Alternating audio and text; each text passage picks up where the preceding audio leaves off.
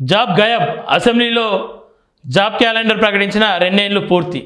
2 లక్షల ఉద్యోగాలేవి రేవంత్ సర్కార్పై జెన్జీ ఆగ్రహం. ముగిసిన కొలువుల క్యాలెండర్ గడువు, నేటికి అమలు కాని పోస్టుల భర్తీ హామీ. నోటి మాటలే తప్ప నోటిఫికేషన్లేవి. అతిగతి లేని 4000 నిరుద్యోగ భృతి.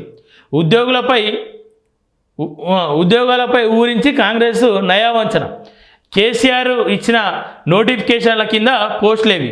క్యాలెండర్లు మారాయి కానీ కొలువులు మాత్రం రాలేదు. ఏడాదికి 2 లక్షల ఉద్యోగాలు ఇస్తామన్న కాంగ్రెస్ అధికారంలోకి వచ్చి 2.5 ఏళ్లు దాటిన నిరుద్యోగులకు ఇచ్చిన హామీని నిలబెట్టుకోలేదు. అసెంబ్లీ సాక్షిగా ప్రకటించిన జాబ్ క్యాలెండర్కు 2 ఏళ్లు పూర్తయినాయి. నోటి మాటలే నోటిఫికేషన్లు విడుదల చేయలేదు. కేసీఆర్ ప్రభుత్వం ప్రకటించిన పోస్టులను భర్తీ చేస్తూ వాటినే తన ఖాతాలో వేసుకొని కాలం వెల్లదీస్తున్నది. కాంగ్రెస్ నైవంచకనపై నిరుద్యోగులు బగ్గుమన్నారు. నోటిఫికేషన్లపై మాట తప్పిన సర్కార్ మీద జంజీ జంగుకు సిద్ధమవుతున్నది. ఈయన ఖమ్మంలో చనిపోయిండు. ఈయన సాగు కారణం వాళ్ళు ప్రభుత్వం కాదా? ఈ రాష్ట్రాన్నంట ప్రపంచ స్థాయికి తీసుకుపోతారంట. పల్లెలు ఉన్న సాగులను ఆపురే అని ఆయన అంటే ప్రపంచానికి పోయి పడగలిపుతామని చెప్పేసి అన్నారంట. వెనకట రుసువులేవి ఉండవని మేనిఫెస్టోలో హామీ. అది తర్వాత చదువుదాం ఒకసారి, ఇదే పూర్తయినాక. హామీ ఇచ్చినట్టుగానే జాబ్ క్యాలెండర్ ప్రకటిస్తున్నాం. దాని చట్టబద్ధత కూడా కల్పించాలని నిర్ణయించాం. నిరుద్యోగుల విషయంలో ఇది మా చిత్తశుద్ధి. 2024 ఆగస్టు 2న అసెంబ్లీలో ముఖ్యమంత్రి రేవంత్ రెడ్డి ప్రకటించినటువంటి అంశం ఇది. ఏటా జాబ్ క్యాలెండర్, 2 లక్షల ఉద్యోగాల భర్తీ, 4000 రూపాయల చొప్పున నిరుద్యోగ భృతి. ఇది కాంగ్రెస్ ఎన్నికల మేనిఫెస్టో ఇచ్చిన హామీ. కానీ అధికారంలోకి వచ్చిన తర్వాత నిరుద్యోగులకు ఇచ్చిన హామీలను విస్మరించింది. జాబ్ క్యాలెండర్ జాడ లేదు, నిరుద్యోగ భృతి ఊసేలేదు. ఇదిగో మా నిబద్ధత అంటూ 2024 ఆగస్టున డిప్యూటీ సీఎం బట్టి విక్రమార్క అసెంబ్లీలో జాబ్ క్యాలెండర్ను ప్రవేశపెట్టారు. 15 రకాల నోటిఫికేషన్లు ఇస్తామని చెప్పారు. ఈ క్యాలెండర్ గడువు కూడా ముగిసింది. కానీ అందులో పేర్కొన్న ఒక్క నోటిఫికేషన్ కూడా విడుదల కాలేదు. 3వ పేజీలో ఉంది. ఎందుకు విడుదల కాలేదు అని చెప్పేసి అంటే వాళ్ళ చిత్తశుద్ధి అంతే. వాళ్ళకు ఉన్నటువంటి చిత్తశుద్ధి ఏ స్థాయిలో ఉందో అదే స్థాయిలో నోటిఫికేషన్లు ఉంటాయి. 2025 ఆగస్టు 2న శనివారంతో 2026 ఆగస్టు 2 కూడా గడిచిపోయింది. 2 ఏళ్ల గడువు పూర్తయింది. అసెంబ్లీలో ప్రకటించిన జాబ్ క్యాలెండర్కు కూడా పూచికతల విలువ ఇవ్వడం లేదని జంజీ తరం నిరుద్యోగ యువత ఆగ్రహం వ్యక్తం చేస్తుంది. ప్రభుత్వం నిరుద్యోగుల పట్ల ఇదే నిర్లక్ష్యాన్ని కొనసాగిస్తే తాము ఉద్యమించక తప్పదని జంజీ నిరుద్యోగ యువత హెచ్చరిస్తున్నది. నయవంచకు గురైన నవతరం. నిరుద్యోగ యువతను తమ వైపు తిప్పుకునేందుకు కాంగ్రెస్ పార్టీ అసెంబ్లీ ఎన్నికల ముందు యూత్ డిక్లరేషన్ ప్రకటించింది. దీనిని ఎన్నికల మేనిఫెస్టోలో సైతం రూపొందించింది. కానీ డిక్లరేషన్ ప్రకటించిన ఒక్క హామీని కూడా నెరవేర్చలేదు. ఉద్యోగాలు వచ్చే వరకు యువతకు నెలకు 4000 చొప్పున నిరుద్యోగ భృతి ఇస్తామని హామీ ఇచ్చిన 4 పైసలు కూడా ఇవ్వలేదు.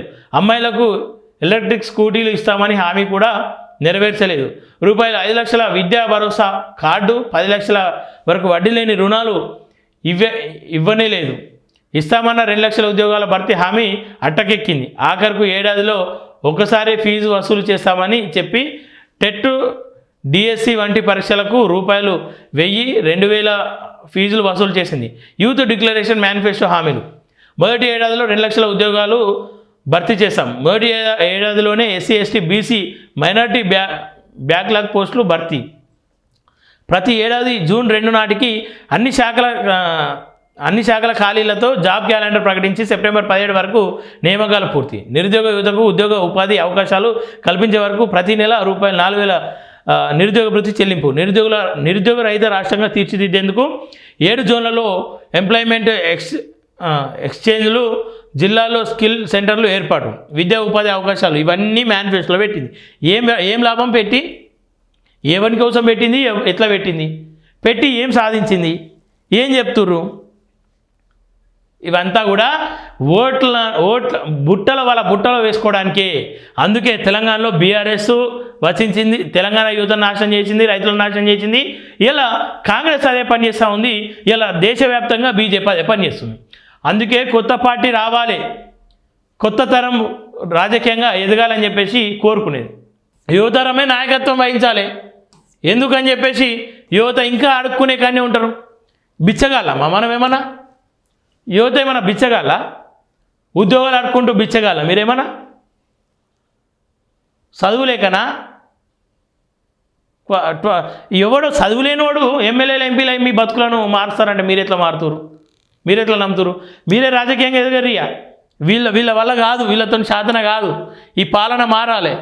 దరఖాస్తులోనూ దగా, రుసులేవి ఉండవని మేనిఫెస్టోలో హామీ, రూపాయలు కూడా తీసుకోబోమని రూపాయి కూడా తీసుకోబోమని రేవంత్ రెడ్డి. నేడు 1000 దరఖాస్తు ఫీజు వసూలు, నిరుద్యోగుల పైసలతో నింపుకుంటున్న జేబులు, ఇప్పటికే 20 నోటిఫికేషన్లు, కోట్లలో వసూలు.